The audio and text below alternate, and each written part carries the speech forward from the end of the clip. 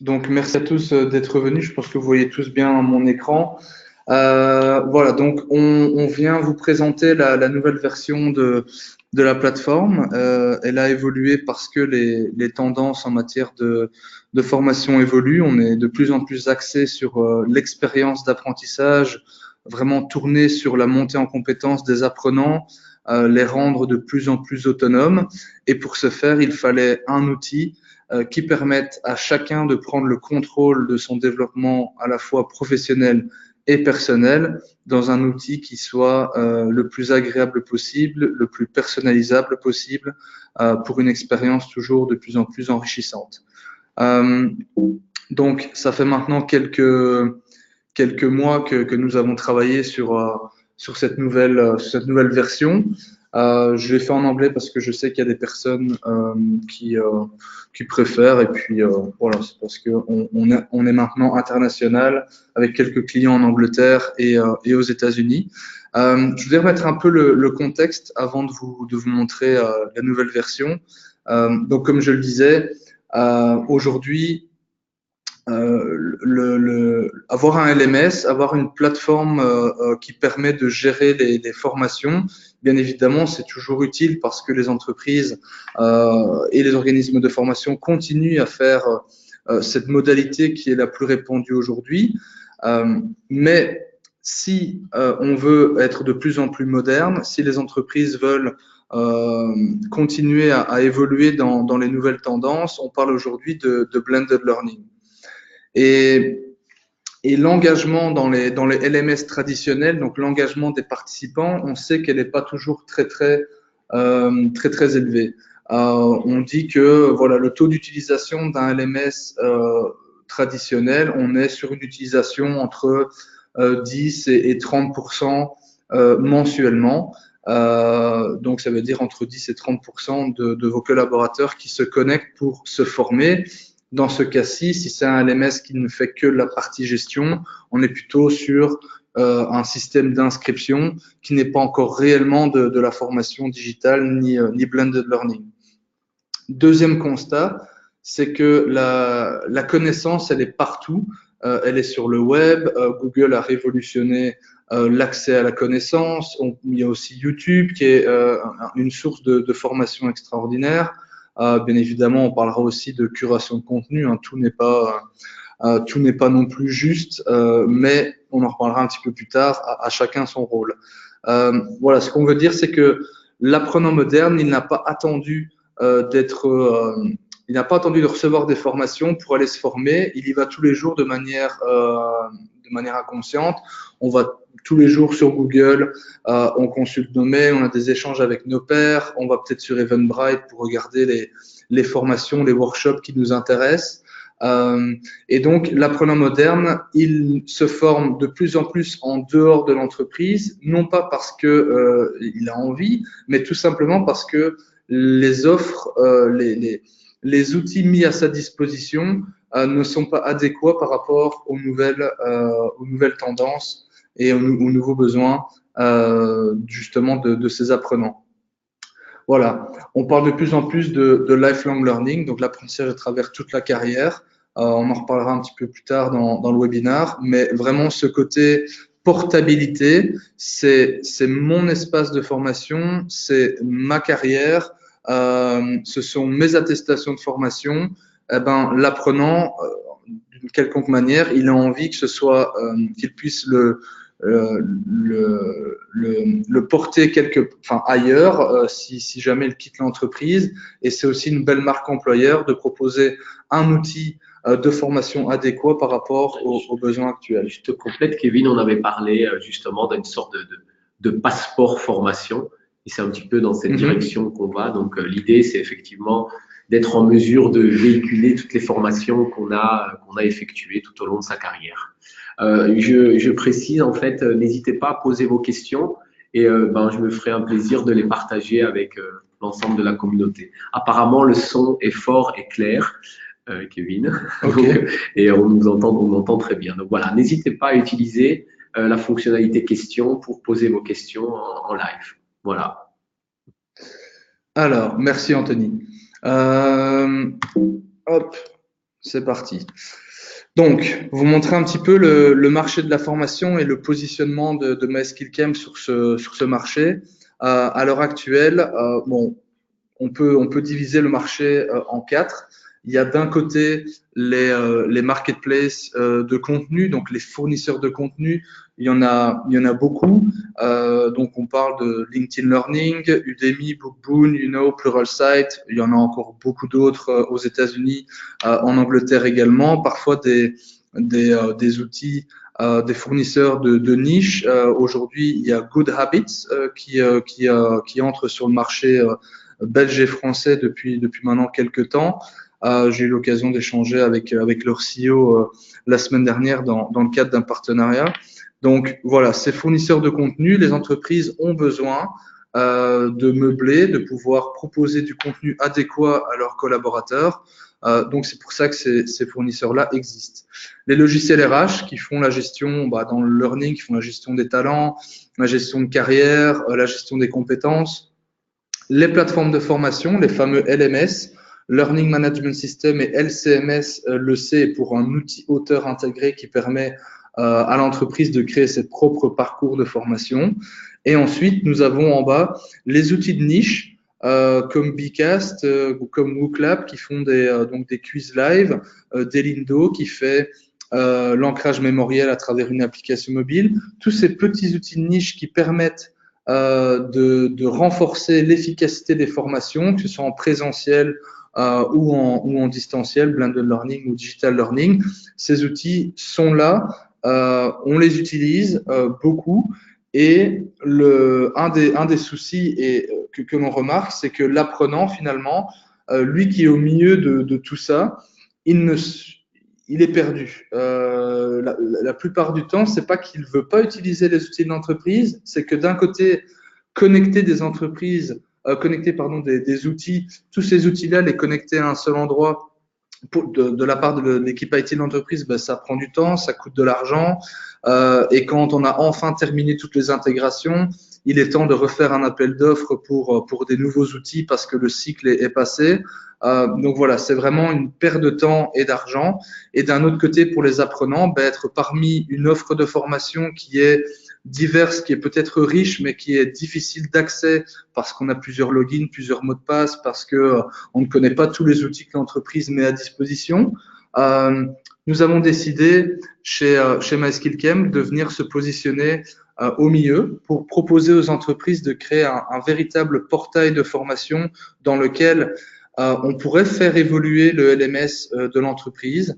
Nous avons des clients qui utilisent par exemple SAP SuccessFactors et qui veulent faire évoluer l'outil, le rendre plus dynamique, plus digital, plus user, learner centric, donc se concentrer sur l'apprenant.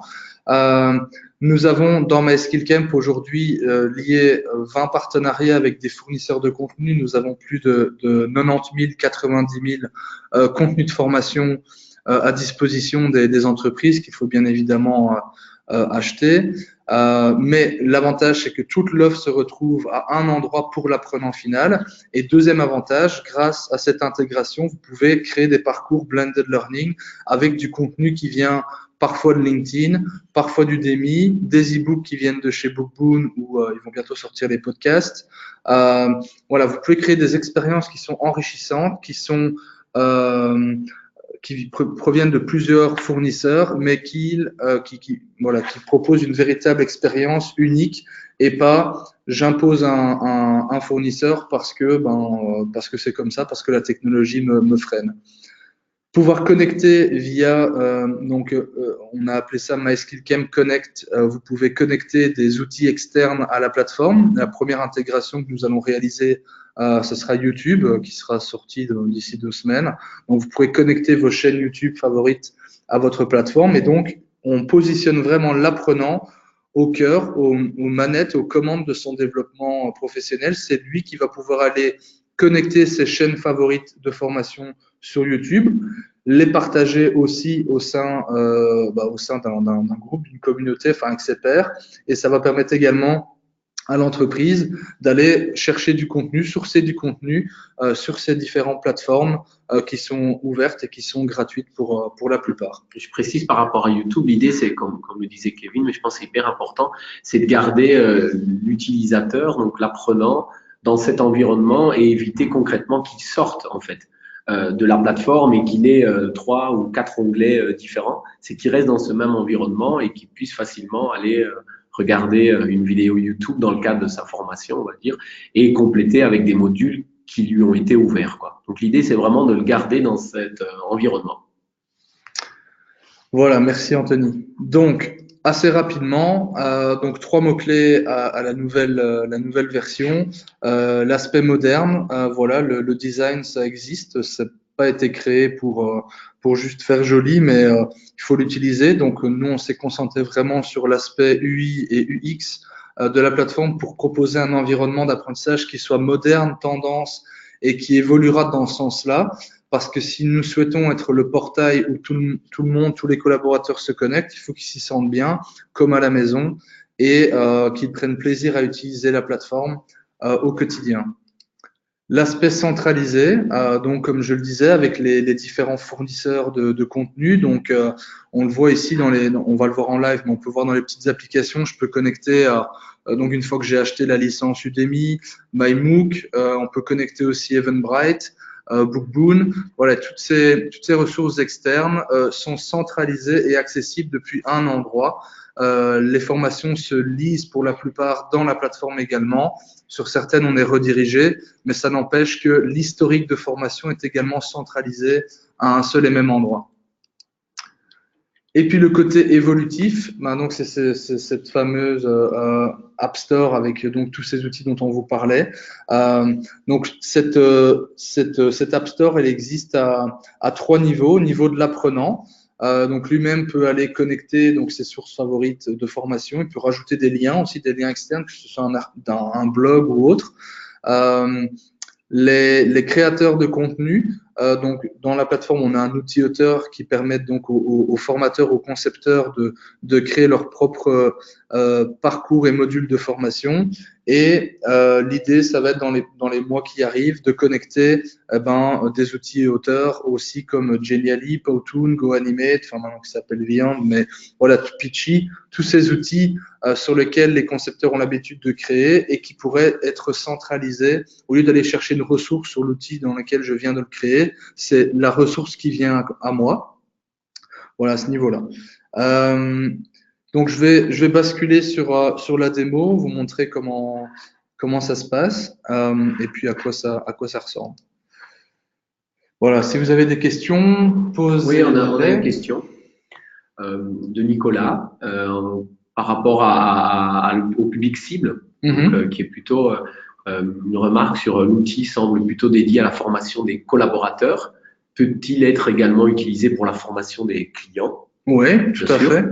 Nous avons des clients qui vendent des produits et qui utilisent la plateforme, donc qui créent une académie pour leurs clients au sein de la plateforme pour former voilà, sous forme de contenu soit sur étagère, sous forme de petits modules tuto ou de parcours d'onboarding pour leurs nouveaux clients à différents niveaux. Voilà, vous n'allez pas utiliser toutes les fonctionnalités de la plateforme, mais ça ne veut pas dire que pour l'interne, vous ne pourriez pas avoir 2 populations. Vous formez en interne et donc vous avez besoin de tous les outils comme les applications externes ou pour vos clients, si vous avez une FAQ, vous pouvez rajouter, je vais vous montrer ici dans les applications, comment on peut rajouter la FAQ de vos clients. Et encore une fois, c'est créer vraiment votre helpdesk en mode digital learning, mais en n'oubliant pas votre blog, votre FAQ, peut-être un lien vers un live chat, je n'en sais rien. Justement, Nicolas précise, solution de chat. Oui, solution de chat intégrée. Et on précise également SaaS, donc oui, on bien solution en mode SaaS. Oui, mode SaaS. Ouais. Et on a encore une question par rapport de Laurent, par rapport à l'intégration de ressources externes que vous ne proposez pas nativement. Yes, bon, je reviendrai sur ces onglets avant. Je vais directement aller sur la partie application vu que ça intéresse pas mal de monde. Donc sur les applications, Les outils que nous ne proposons pas encore, nous proposons aux entreprises ou en tout cas à nos utilisateurs de rajouter des URL. Donc, par exemple, je vais rapidement aller prendre le lien YouTube. Hop, je vais aller le rajouter ici. Ça, c'est plutôt l'URL. Le nom, hop, voilà, chaîne YouTube, par exemple. Je vais le rajouter. Et donc, il est venu se rajouter ici sur le côté YouTube. J'ai aussi le petit outil, le lien qui est ici. Donc, vous pouvez rajouter des outils externes. Nous, derrière, en fonction des différents URL qui sont les plus utilisés, nous avons des statistiques et c'est comme ça que nous planifions notre roadmap. D'ailleurs, je reviendrai en fin de webinaire sur notre roadmap qui est public, accessible à tous nos utilisateurs et qui est vraiment basé sur les feedbacks et l'utilisation de notre communauté d'utilisateurs. Donc, c'est vous qui votez pour les prochaines intégrations à réaliser. Et c'est vraiment ensemble qu'on construit cet environnement. On va pouvoir connecter TEDx, donc Vimeo, YouTube dans les 5 prochains jours. LinkedIn, pouvoir publier j'ai réussi j'ai une attestation, un certificat. Les Geniali, pouvoir récolter des sources de formation aussi. Powtoon, pouvoir aller collecter des vidéos. On a connecté GoToWebinar pour proposer une intégration complète avec cet outil de solution webinar. Et puis Zoom, qui est aussi une solution de webinar utilisée par nos clients. Ici, je vois que j'ai Bookboon qui m'a été connecté depuis l'entreprise. Je peux le dissocier si je le souhaite. C'est pas l'objectif. Je peux le remettre si je veux, mais normalement tout est fait pour que l'utilisateur, en tout cas l'apprenant, se sente bien. Donc si je reprends depuis le début, on a un tableau de bord qui récapitule voilà toutes les activités de formation, mes prochains événements, vu qu'on fait aussi l'organisation du présentiel ou des webinars, avec la gestion des inscriptions, le nombre de places disponibles. Donc, imaginez que vous ayez une communauté d'apprenants ou de clients. Vous pourriez également faire la promotion de vos webinars et la gestion des inscriptions à travers celui-ci.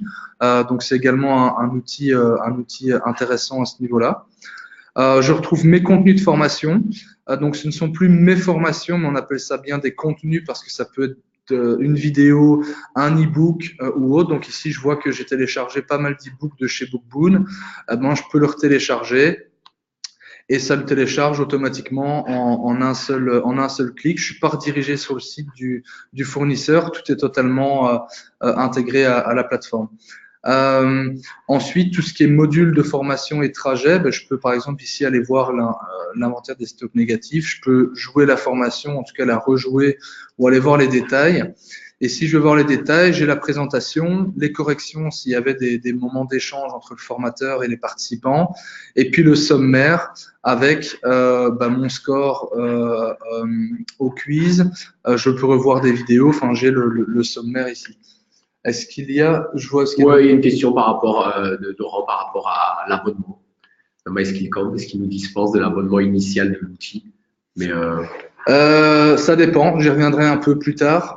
C'est dans l'évolution aussi de notre business model d'aller chercher des partenariats pour avoir des coûts réduits.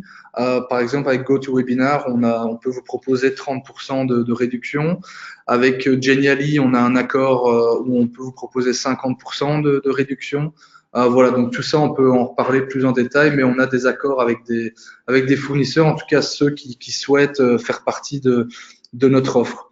La partie catalogue, qui est, elle, on peut la désactiver si on le souhaite.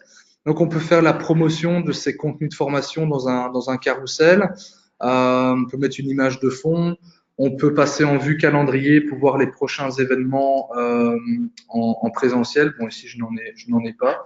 Je retrouve mes contenus de formation de l'entreprise, donc les contenus ici de MySkillCam. Je peux effectuer une recherche et je peux voir les contenus externes, les contenus tiers. Donc ici viendra se mettre les contenus YouTube, les contenus LinkedIn Learning et ainsi de suite. Voilà, donc vous pouvez faire le marketing de votre formation également. C'est ce qui est intéressant avec les Learning Experience Platform, donc les LXP, vraiment cette vue globale et ce que nous sommes devenus aujourd'hui, c'est on doit faire vivre l'offre de formation et pour la faire vivre, il faut un outil flexible dans lequel on peut personnaliser. Je vous montrerai dans quelques instants dans la vue Kevin, back-office. Mon petit côté pédagogue me fait dire catalogue. On va peut-être expliquer un peu une petite définition. Le catalogue, c'est le libre service. Hein. C'est un peu notre bibliothèque. Et donc, l'apprenant va se servir dans le catalogue des modules de formation. Donc, autrement dit, c'est bel et bien l'apprenant qui va rechercher la formation.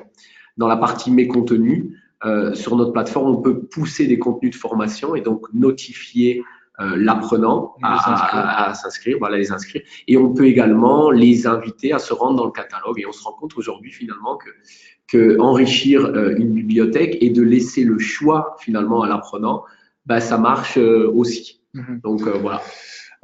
Par contre, faut pas que ça devienne une usine à gaz. Faut pas qu'il y ait 48 pages, voire 50 par collaborateur, parce qu'il ira jamais jusqu'au bout des 50 pages. Donc, je vais vous montrer comment dans MySkillCam, on peut segmenter ces populations d'apprenants et pouvoir vraiment cibler les bons contenus pour les bonnes personnes quand ils se connectent et pas avoir vraiment une bibliothèque massive avec 20 000 contenus sur étagère.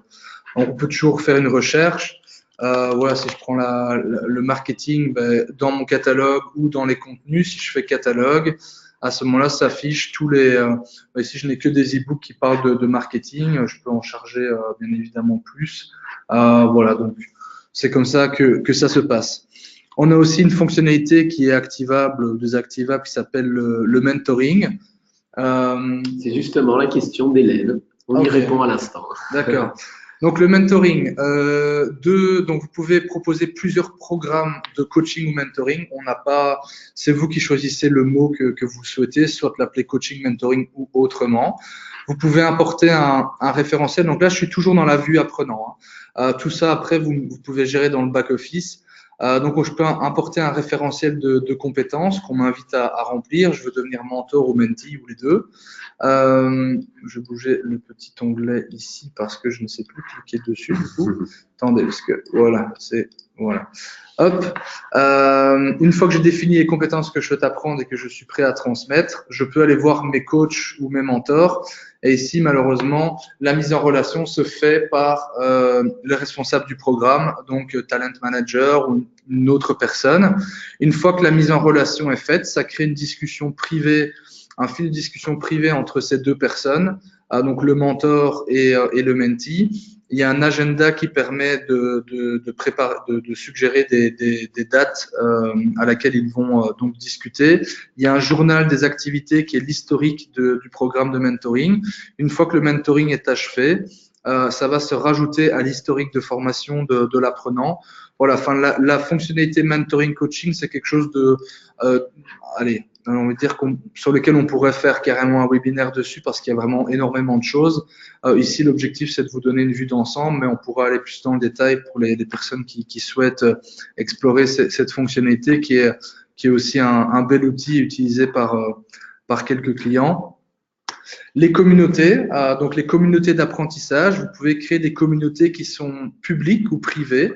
Des communautés, ça peut être en suivi post-formation ou en pré-formation, en amont, créer une communauté avec uniquement les participants à cette session. Et donc, le formateur ou les formateurs peuvent animer, interagir avec eux. Créer des communautés publiques, par exemple, si vous mettez en place Office 365 dans votre outil, dans votre entreprise, pardon, vous pouvez donc animer une communauté là-dessus. Donc, une sorte de FAQ, je vais aller vous montrer, où on retrouve un fil d'actualité, un fil de discussion qui permet donc d'interagir, de poster des vidéos, des ressources, de discuter individuellement avec les membres, voir les membres de la communauté, et puis d'associer des contenus de formation à une communauté. Ce qui pourrait être très intéressant pour le cas de la formation des clients, c'est de créer des communautés par thématique, et ensuite d'y associer les bons contenus, les bonnes ressources, et surtout avoir cette discussion où on est sur l'apprentissage par les pairs, où ben, tiens, la question d'un client peut servir pour quelqu'un d'autre, et donc on n'est pas dans la répétition, mais plutôt sur la capitalisation des discussions qui ont eu lieu. Voilà. Est-ce qu'il y a des questions sur la partie communauté? Non. Non, pas de questions. Non. Ok. On a également un petit bouton plus ici. Ceci après. Ok. Trouver un contenu d'apprentissage, trouver une communauté ou poster un message. Et si je veux trouver une communauté, ben, je réatterris dans cette page avec les communautés sur accès libre dans lesquelles je peux m'inscrire. Trouver un contenu d'apprentissage, ben, j'atterris dans le catalogue. Donc, on a aussi fait des boutons, des actions récurrentes. Il y en aura d'autres à l'avenir, mais on a essayé de guider l'apprenant vers les bons outils. On peut gérer son profil, les paramètres, les applications, l'historique d'apprentissage et puis se déconnecter. Encore une petite question sur la partie de Rebecca, un peu la différence entre les communautés et le mentoring. Donc, les communautés, la communauté, en fait, c'est une sorte de groupe dans l'espace de formation. La communauté, on va pouvoir également ouvrir des formations à cette communauté. Elle peut être publique ou privée. La notion de mentoring et coaching, on est bien dans une mise en relation d'une personne à une autre. Donc, on parle. Mais il y a une différence quand même, c'est que dans les communautés, il n'y a pas d'historique. Donc, c'est-à-dire que si le mentor et le mentee se sont vus pendant 5 heures, il n'y aura pas de tracking de l'historique dans la communauté. Par contre, dans le programme de mentoring, oui. Les communautés, bon, on dit communauté, c'est à plusieurs. Donc, par exemple, il y a un client qui fait du mentoring, mais avec 3-4 personnes. Là, il utilise les communautés, il n'utilise pas la fonctionnalité mentoring coaching parce que pour l'instant, ce n'est qu'une fonctionnalité one-to-one et pas one-to-many avec plusieurs personnes. Je terminerai rapidement par le petit bouton ici qui est le système de discussion privée où on peut donc chatter en live avec les participants. En tout cas, créer une discussion avec des différents membres. Et là, ça peut être des discussions de groupe et c'est du live. Donc, si Anthony est connecté, je vois une petite boule verte autour d'Anthony et puis on peut faire du live chat ensemble. Voilà, je regarde un peu le timing, 11h29, ok. Donc, je vous montre la partie je crée assez rapidement, qui est notre outil de création de formation. Donc là, Kevin est en train de changer d'interface. Donc la nouvelle plateforme, elle s'articule autour de 3 interfaces. J'apprends, je crée et j'organise et un simple clic suffit pour passer d'une interface à l'autre. Donc l'interface j'apprends, c'est vraiment le tableau de bord qui va être mis à la disposition de vos apprenants. Et la partie je crée, c'est effectivement pour le formateur, le concepteur. La partie j'organise, c'est celui qui va organiser, administrer les différentes sessions de formation. Mais ici, vraiment, on a voulu mettre à disposition de chacun des acteurs de la formation une interface. Alors, donc, vous pouvez créer des modules, des sessions de formation, des trajets qui est en version bêta pour l'instant, et une médiathèque. Et puis, il y a toujours l'onglet aide qui, vous pouvez discuter avec nous si vous avez des questions. Alors, je crée rapidement un module.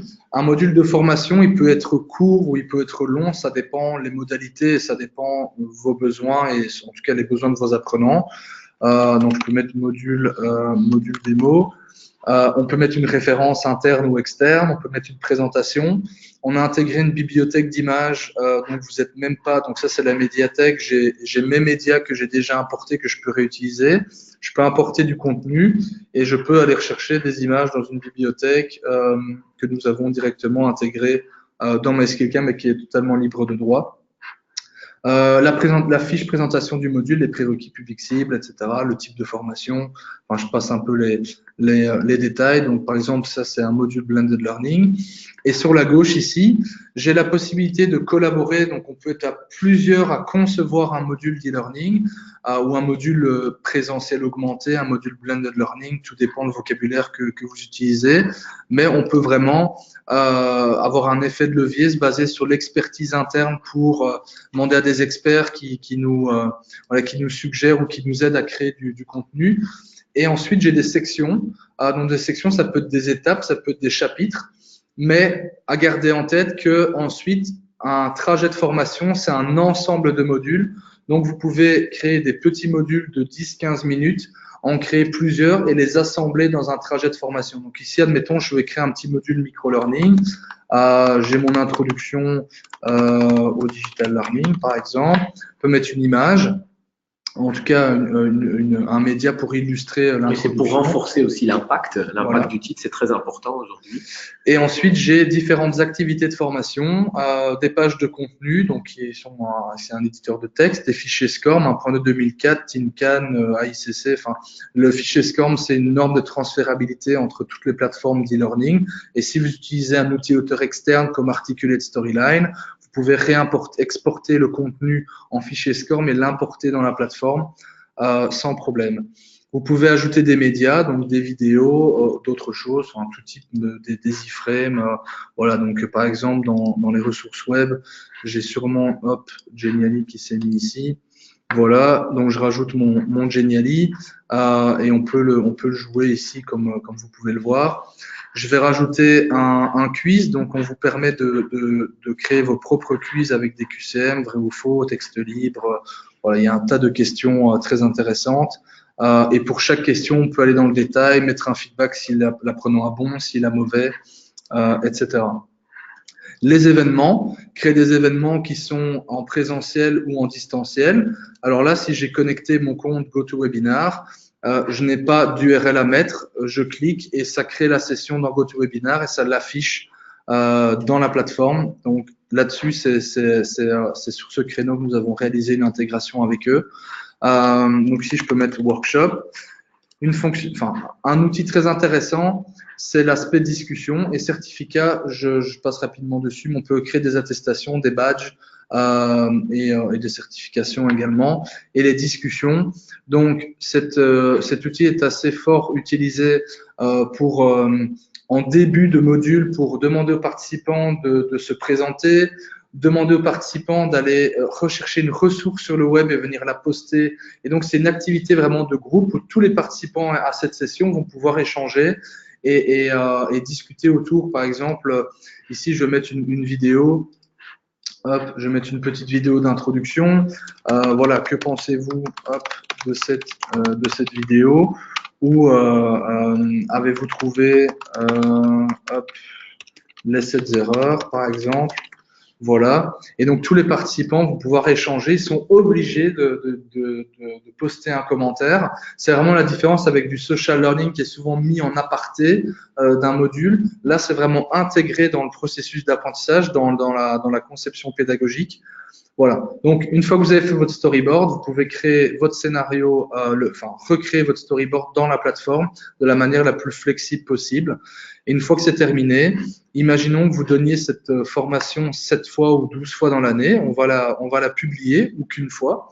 On est obligé de passer par la création d'une session. Donc, je vais avoir ma session de mars, par exemple. Hop. Le nombre de places disponibles ou si c'est en illimité, qui sont les formateurs qui vont animer cette session. Le 12 mars, 9h, 17h30, l'adresse, les infos pratiques, je crée. Je vais maintenant créer la session d'avril. Je vais préciser un peu pour expliquer. Donc, Kevin vient de créer un module de formation et ce module, il l'a créé donc dans l'outil auteur. Et la session, en fait, c'est ce qui va nous permettre de diffuser ce module dans l'environnement j'organise pour aller le rechercher. D'accord? Donc, la session, en fait, c'est un peu la manifestation, la représentation du module que Kevin vient de créer. Autrement dit, Kevin a créé le squelette, en fait, de la formation. Et la session, elle vous permet de personnaliser, en fait, d'ajouter cette touche de personnalisation. Ouais. Si vous avez, différents formateurs qui animent, par exemple, ce module démo, chaque session, le contenu de chaque session peut être personnalisé et individualisé. Donc, si un formateur juge que son groupe cible est plus faible que prévu, il peut aller personnaliser, rajouter du contenu dans cette session. Voilà, donc c'est à explorer en tout cas, mais il y a plusieurs facettes. Si je veux publier, à ce moment-là, je publie ces 2 sessions dans ce qu'on appelle un camp, donc dans mon espace de formation. Moi, je vais le publier dans My Skill Camp Academy. Est-ce que je le mets dans le catalogue, oui ou non? Est-ce que mon manager doit valider mon inscription, oui ou non? Est-ce que je dois respecter l'ordre des sections? Là, je n'en ai qu'une, donc il ne vaut mieux pas le mettre. Et l'évaluation, est-ce que je mets une évaluation en fin de formation, oui ou non? Avec un formulaire qui a été créé avec des experts. Je publie et je vais retourner dans la partie j'apprends pour vous montrer ce module. Alors, les trajets de formation, ils vous permettent, je vais en créer un avec vous, trajet, démo.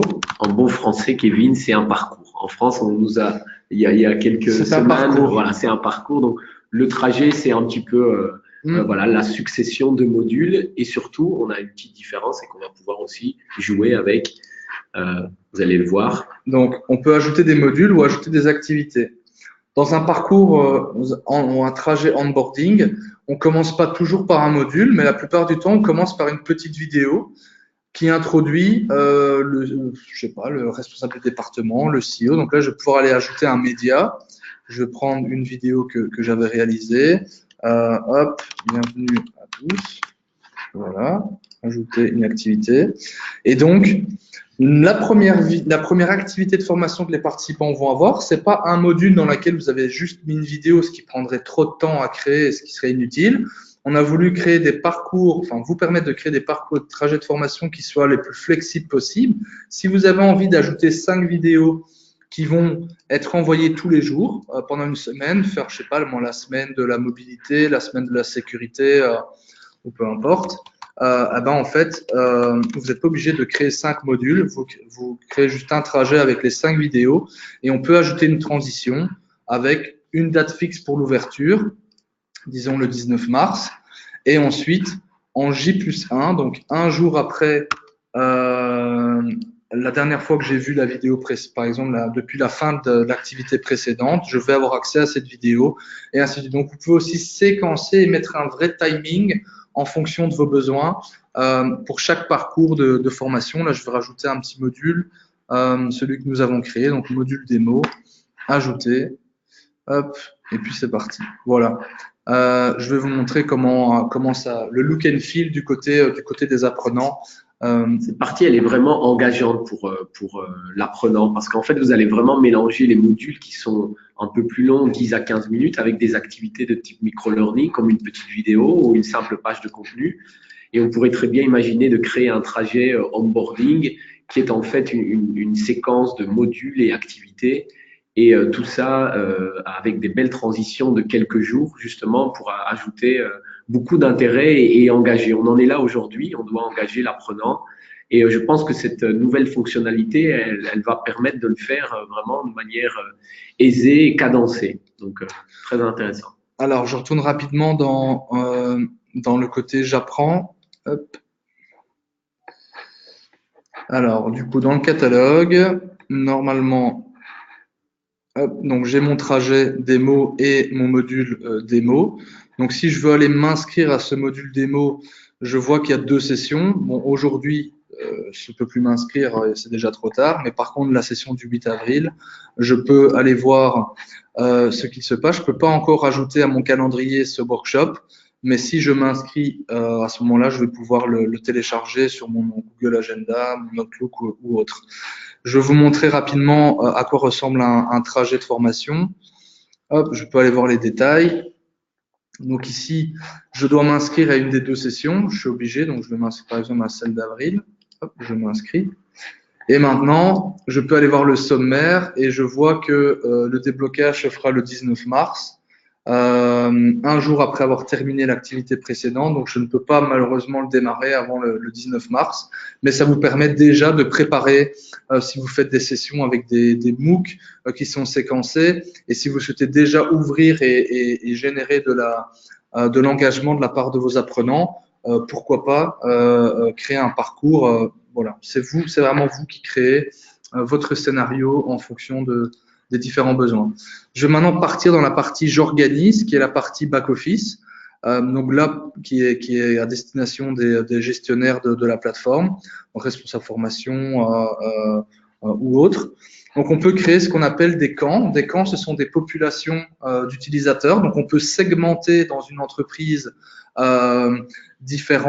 ces populations par métier, par pays, par type, par exemple, pour mes clients, je vais créer un camp dédié et vous allez voir qu'on peut mettre un branding spécifique en fonction de chaque utilisateur. Donc, on peut créer plusieurs brandings dans la plateforme. On a fait ça pour des organismes de formation et des entreprises qui sont multimarques parce qu'aujourd'hui, pouvoir avoir pouvoir personnaliser la plateforme, encore une fois, pour l'apprenant, j'ai envie de dire, c'est obligatoire à l'heure actuelle. Donc, dans chaque camp, on va retrouver la gestion des sessions, donc avec toutes les sessions organisées, la liste on peut rajouter manuellement des membres, on peut rajouter des communautés, on peut télécharger l'évaluation de la formation, la liste des présences, on peut gérer les paramètres, est-ce qu'on supprime ou pas du catalogue. Voilà un tas d'outils qu'on peut utiliser. On peut voir les trajets aussi, que je vois qu'il y a le trajet démo, je peux le supprimer si je ne le veux plus. On peut gérer les demandes d'inscription, on peut les valider ou les refuser s'il y a eu une demande d'inscription. Le programme de mentoring, donc on peut voir les différents mentors, on peut voir les mentees s'il n'y en a pas. Mais s'il y en avait, je peux afficher les mentees disponibles et faire la mise en relation ou rechercher un mentee si je le souhaite. Je peux voir les mises en relation, je peux voir le journal de toutes les activités qui ont été faites sur ce programme. Je peux voir les membres de ce camp. Donc, un utilisateur peut être membre de plusieurs camps. Ça, il n'y a pas de limite. Je peux gérer les statistiques de cet environnement-là. Donc, voilà, pour les entreprises qui ont aussi un réseau de distribution avec des indépendants, chaque indépendant peut gérer, par exemple, son propre camp, son propre espace de formation qui est brandé, de toute façon qui est brandé à la marque, mais voilà, il n'y a pas de limite de branding non plus. Mais il peut gérer sa propre population d'utilisateurs, voilà, gérer le feed d'actualité, gérer les communautés, et puis gérer les paramètres. Est-ce que je veux oui ou non le programme de mentoring? Est-ce que je veux oui ou non le catalogue, les communautés, le fil d'actualité? Et alors, quand je veux paramétrer le mentoring, j'ai la possibilité d'ajouter je pourrais y revenir, mais j'ai la possibilité d'ajouter un référentiel de compétences. La gestion des utilisateurs, très, très simple aussi. On peut inviter massivement ou inviter de manière plus individuelle. Je peux également associer, donc si je veux aller gérer les accès de cet utilisateur test, je peux lui rajouter dire ben voilà, MySkillCamp Test, il apprend et il apprend dans le camp MySkillCamp Academy. Voilà, c'est tout, il n'a accès qu'à ça. Est-ce qu'il peut organiser? Non, il ne peut rien organiser. Si vous ajoutez un administrateur, vous pouvez définir quel camp qu'est-ce qu'il peut gérer. Et je crée, si vous pouvez inviter des partenaires de formation externes et leur proposer de juste accéder à Je crée, ils créent leur contenu qui appartiennent ensuite à l'entreprise ou pas. C'est vous qui validez ça. Si c'est le cas, si ça appartient à l'entreprise, ils ne pourront pas les supprimer. Vous aurez les droits d'utilisation sur ces contenus une fois qu'ils n'ont plus accès à la plateforme. On pourra y revenir. Une question de Kim à ce sujet. Ouais. Donc, comment voit-on à quel camp l'employé a accès? Donc, je reviens sur les utilisateurs. Alors, hop, ça arrive.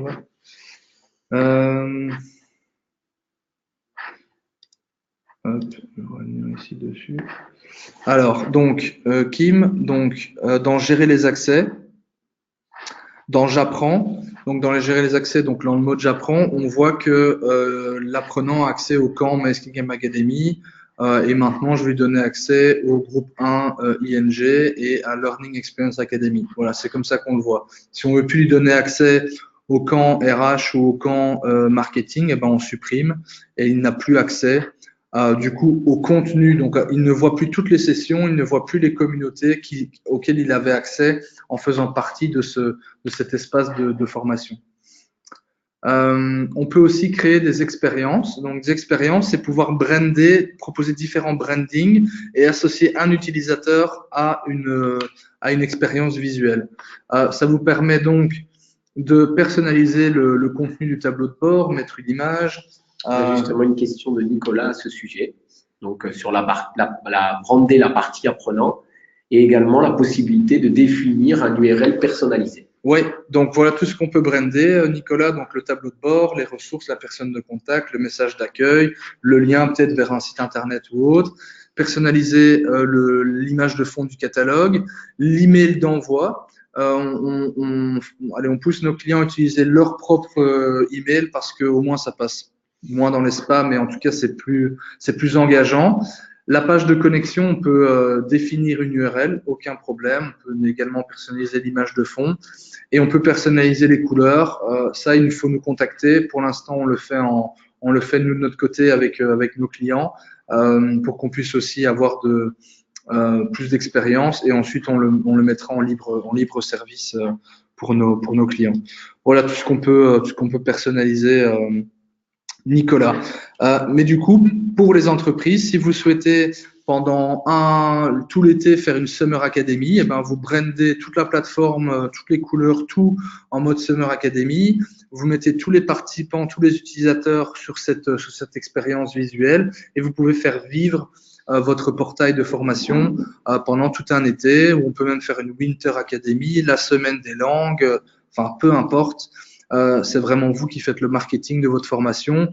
On peut vous accompagner là-dessus également. C'est pour ça qu'on est là avec Anthony. Voilà. Les intégrations au niveau de la société, donc pouvoir associer Bookboon, pouvoir associer les différents outils qui vont arriver dans les prochaines semaines, dans les prochains mois. J'en viens à vous parler de notre roadmap qui est publique. On va bientôt communiquer dessus. On est en train de la peaufiner. Mais en gros, voilà, on a 3 étapes en considération. Donc, on souhaite pouvoir proposer un jour ces intégrations. Planifier, c'est sûr, on va le faire. Et quand c'est launch, c'est que c'est mis en ligne. Alors, quand c'est en considération, on invite nos clients à aller lire ce qu'on propose et de pouvoir venir dire si c'est un nice to have, si c'est important ou si c'est critique. Et nous, en fonction de ça, on fait remonter dans notre roadmap les différentes intégrations en fonction des besoins de nos utilisateurs. Donc, c'est vraiment vous qui donnez de la voix au produit chaque semaine, tous les mois, à travers cet outil de roadmap. Il sera sur notre site internet et on communiquera dessus pour nos clients. On a une question, Kevin, je t'interromps sur l'intégration de Hélène. Donc, c'est la possibilité d'intégrer des solutions RH, formations existantes, comme par exemple Training Orchestra, qu'on a cité tout à l'heure. Yes, donc ce que nous faisons avec les TMS, on récupère, donc je l'ai pas affiché ici parce que pour l'instant c'est pas quelque chose qui est encore en libre service, mais par exemple on s'interface donc avec donc des TMS comme Training Orchestra. Pour ça il suffit, c'est un peu plus complexe, il faut avoir accès à votre on appelle ça une clé API. Donc, c'est quand vous achetez, vous avez une licence chez eux, vous avez une clé qui vous permet d'accéder à toutes vos données. Et nous, on a besoin d'accéder à cette clé pour pouvoir récupérer vos données. Après, la manière dont ça s'affichera dans la plateforme, c'est ensemble de décider comment vous souhaitez que ça s'affiche. Mais en gros, on imagine que Training Orchestra est votre back-office, le front-office est le portail de formation MySkillCamp, votre portail. Et là, on peut afficher dans le catalogue toutes les sessions. L'apprenant, lui, quand il s'inscrit, ça envoie l'information au TMS. Voilà, pour ça, on a des documentations qui expliquent ce qu'on peut faire, par exemple, avec 360 Learning, ce qu'on peut faire avec Docebo, ce qu'on peut faire avec Cornerstone, avec Cross Knowledge, avec Workday, avec SAP, avec Training Orchestra. Donc ça, je serais content de vous partager cette documentation et puis de discuter un peu plus des possibilités. Mais voilà, l'idée, c'est tout ce qui est intégration comme ceci, c'est inclus dans l'abonnement à MySkillCamp.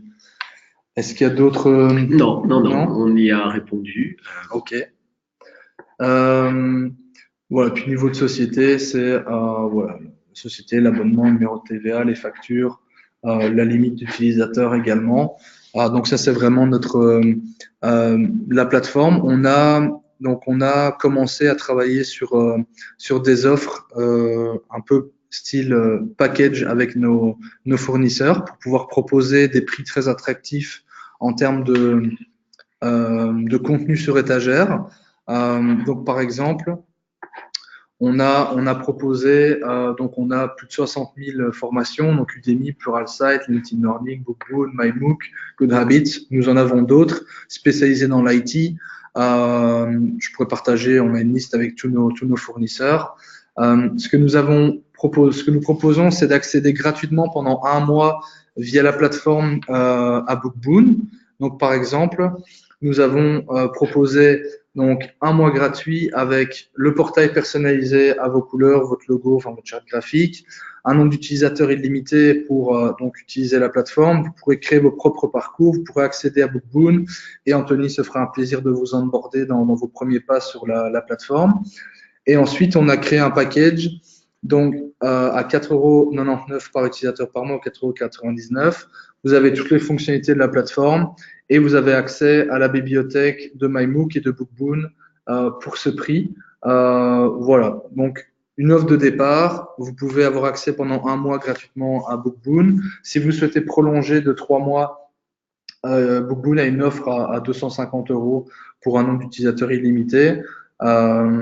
Voilà, tout dépend de vos besoins, mais en tout cas, avec ce premier fournisseur, on a des très très bons retours, surtout qu'ils vont passer bientôt en avril, ils vont proposer des podcasts, donc leurs livres seront sous format audio, ce qui permettra, quand on est dans la voiture, via l'application mobile de MySkillCamp, de pouvoir écouter et se former tout en étant au volant ou dans le train, bref, dans les transports en commun. Voilà, donc nous sommes en train de créer des offres un peu plus complètes aussi pour la suite. Nous allons sortir une offre avec LinkedIn Learning ou Udemy, un des deux, et puis une offre complète avec des fournisseurs plutôt IT. Alors, l'avantage, c'est que pour les départements IT, vous pourrez choisir des licences peut-être plus élevées parce que les coûts des formations IT, vu que c'est des formations quand même très spécifiques et de niche, coûtent souvent plus cher que des formations soft skills. Mais vous pourrez acheter des licences pour vos équipes IT et puis des licences pour vos équipes qui veulent se former en soft skills. Nous avons aussi du contenu en néerlandais pour ceux qui nous écoutent là, qui sont en Belgique, de la part d'un fournisseur de contenu qui s'appelle Good Habits. Donc ils ont 70 formations et eux viennent de Hollande, donc ils ont du contenu en hollandais et ils ont du contenu en néerlandais de Hollande et néerlandais de Belgique. C'est vraiment leur gros focus. Et c'est hyper intéressant. Ils ont aussi du contenu en français, en anglais. Hein. Toutes leurs formations sont traduites dans toutes les langues, dans 7 langues plus précisément. Voilà. Donc, une question de Nicolas qui est venue. Yes. Oui. C'est concernant la possibilité de se connecter via SSO. Yes. Donc le SSO avec Active Directory ou avec Google G Suite ou peu importe avec ce que vous souhaitez qu'on s'interface, c'est un à 2 jours d'intégration. Ça dépend le niveau, ça dépend la complexité et le niveau d'authentification que vous souhaitez, mais c'est tout à fait possible.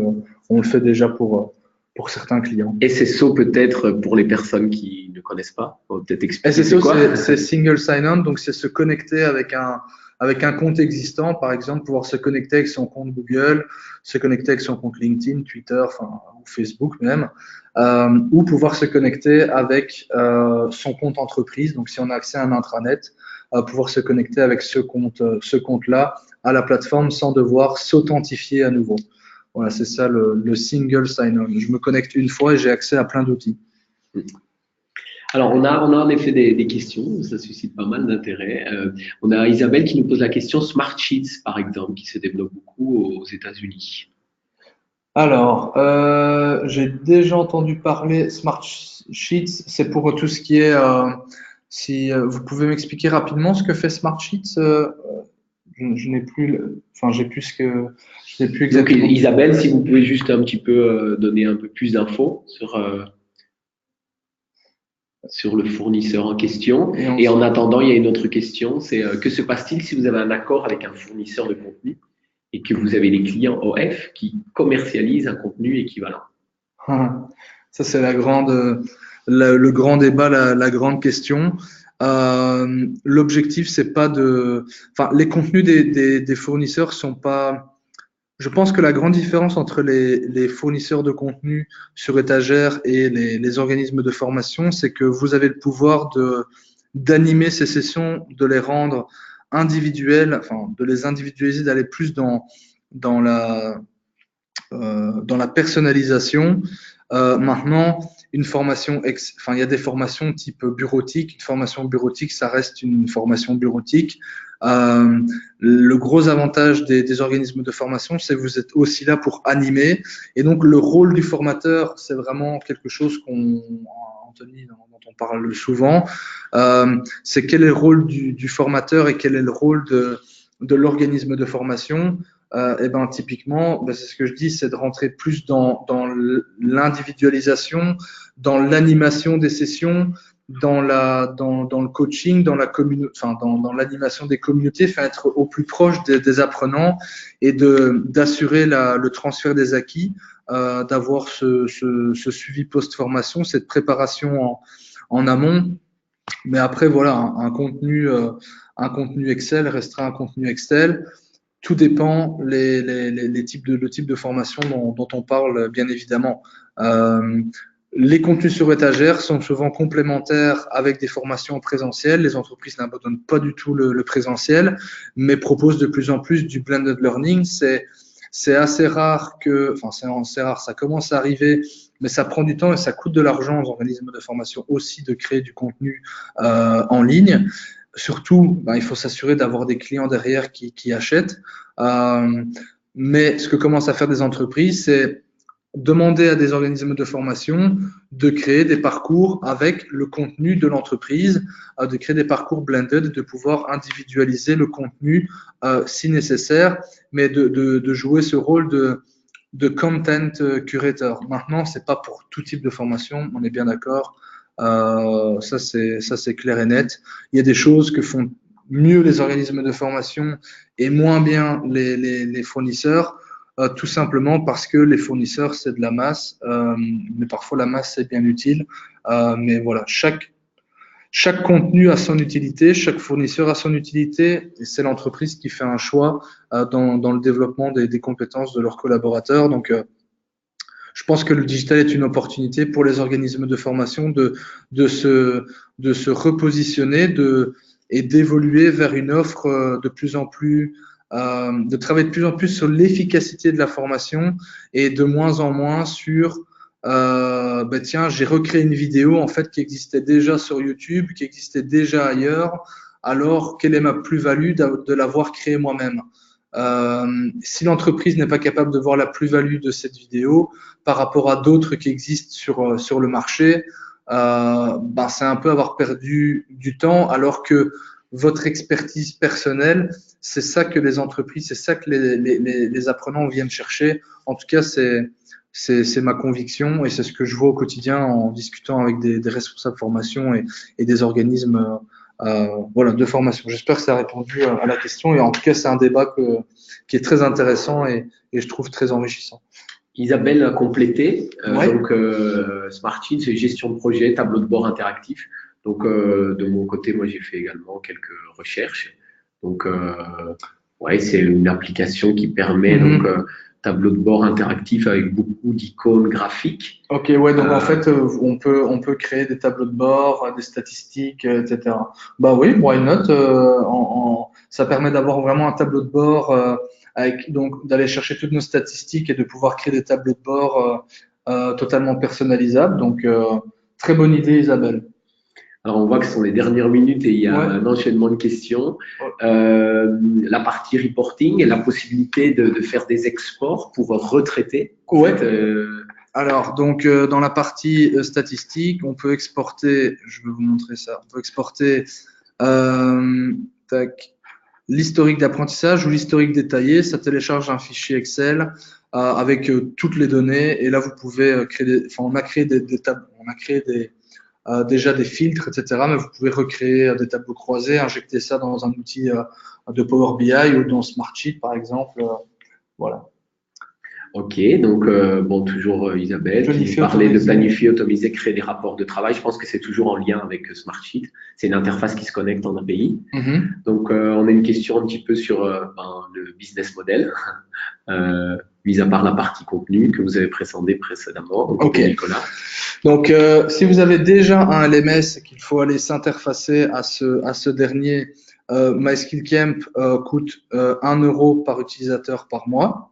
Donc, je dis bien sans le LMS, donc sans la partie création des sessions, gestion des sessions, vraiment la partie uniquement connexion avec un catalogue, avec des fournisseurs, avec des organismes de formation, etc. Mais pas dans la partie LMS pure. Ensuite, si vous voulez toute la solution avec la partie LMS, donc là, bien évidemment, la partie gestion des sessions, création des sessions et autres, là, on est plutôt sur un pricing entre 6 euros et 2 euros par utilisateur par mois.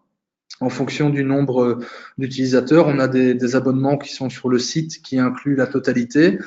Mais maintenant, ce qu'on essaie de plus en plus de faire, c'est de créer voilà, ces packages avec du contenu déjà sur étagère, du contenu qui permette aux entreprises d'aller plus rapidement sur la partie digitale et de créer ces parcours blended avec du contenu sur étagère. Et le contenu sur étagère ne remplacera jamais le contenu qu'une entreprise peut créer, ni l'expertise métier et pédagogique que peut amener un organisme de formation. C'est ce qu'on veut montrer, c'est que c'est un ensemble d'acteurs autour du département formation qui fait que la formation est efficace et qu'elle avance vers toutes ces nouvelles modalités. Et il faut un outil qui permet de faire tout ça. Et c'est ce qu'on propose et c'est ce que nous sommes aujourd'hui. Ouais, je pense qu'on arrive à la fin des questions. Je pense que je n'en ai pas oublié. Donc voilà, c'était, on y est.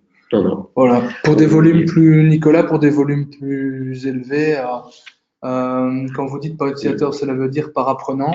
Oui, ça veut dire par apprenant. Maintenant, voilà, on peut faire des simulations. On a aussi un modèle basé sur l'utilisateur actif et inactif, mais c'est un peu plus cher. Enfin, tout dépend en fait votre business model. Si par client vous entendez des milliers de clients qui peuvent potentiellement accéder à une FAQ en mode digital learning, forcément les coûts sont beaucoup moindres que ceux annoncés. Tout dépend la masse, votre business model et en tout cas ce que vous souhaitez faire en termes de formation pour vos clients. Mais ça vaut le coup de peut-être en rediscuter. Voilà. On y est. On y est. Est-ce qu'il y a d'autres questions avant d'aller? Merci, on déborde de quelques minutes, mais je pense que ça vous intéresse et que voilà, vous êtes tous là jusqu'au bout. Je parle quand même de la partie onboarding qui me concerne. Tout à l'heure, Kevin en a parlé. Donc, les sessions d'onboarding, elles sont individualisées et c'est bien par rapport à votre projet. Donc, on se retrouve en conférence téléphonique et on échange sur vos projets. Et surtout, moi, je mets tout en œuvre pour faciliter la prise en main de la plateforme. Donc, voilà. Donc, et puis pour Nicolas, oui, vous aurez à nouveau accès au webinar. Et puis, si vous souhaitez avoir un compte démo, on peut vous mettre ça en place. Voilà. Ben, merci à tous. Merci pour vos retours. Et à très vite alors. À très vite à tous. À bientôt. Merci.